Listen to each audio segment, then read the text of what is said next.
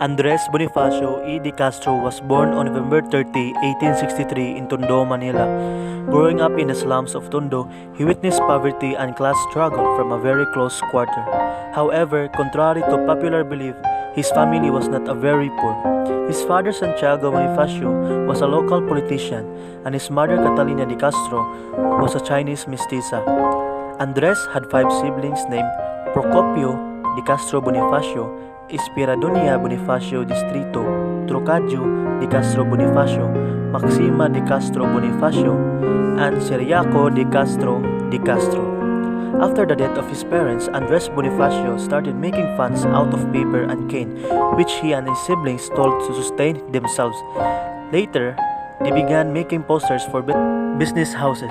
By 1892, he was fully involved in nationalist movements, becoming one of the co-founders of La Liga Filipina, established formally by Jose Rizal on 3rd of July. The organization, however, which called for the reform of the Spanish colonial government through peaceful means, did not sustain to fulfill its mission.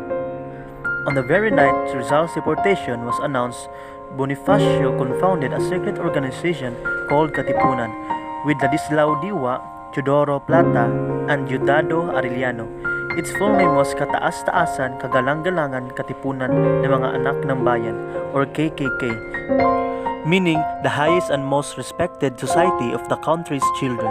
By August 1996, the Spanish authorities became aware of the presence of a secret seditious society and realized that the country was on the verge of a revolution.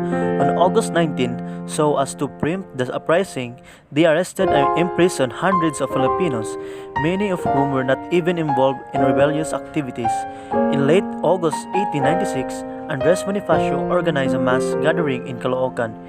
Here they kick-started the revolution by tearing off their personal identity documents or cedulas, signaling their refusal to pay taxes under Spanish rule.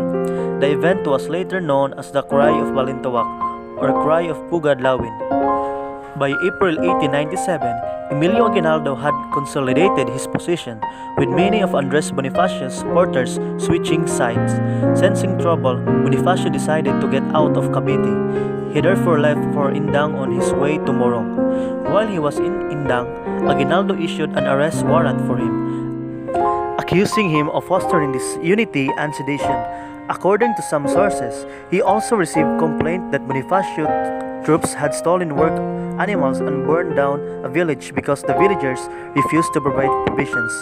On April 25, 1897, while he was camping at Barrio Limbon, Indang, Bonifacio was surprised to see Aguinaldo's men, led by Colonel Agapito Bonzon and Major Jose Ignacio Paua, coming to visit them. He did not suspect anything and received them cordially. The day passed peacefully. Early on April 26, 1897, Bonzon and Paua opened fire on Bonifacio's men. Although surprised, Bonifacio told his men not to fight against their own people, but shots were nevertheless exchanged. One of his brothers was killed, while another was beaten, and his wife was raped. Bonifacio was shot in the arm by Bonzon and stabbed in the neck by Paua. He survived only because one of his men prevented Paua from striking again, sacrificing himself in the process.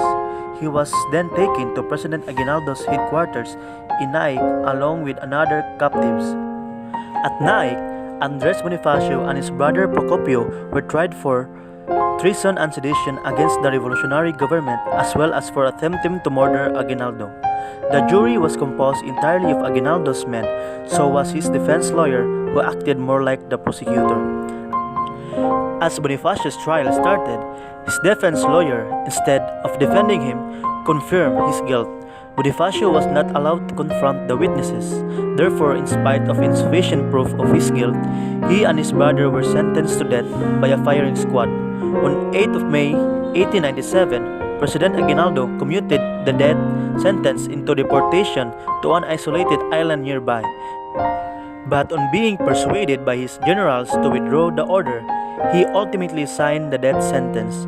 On May 10, 1897, the Bonifacio brothers were taken to Mount Nagpatong near Mount Buntis in Maragondon, where they were shot dead by a firing squad at that time.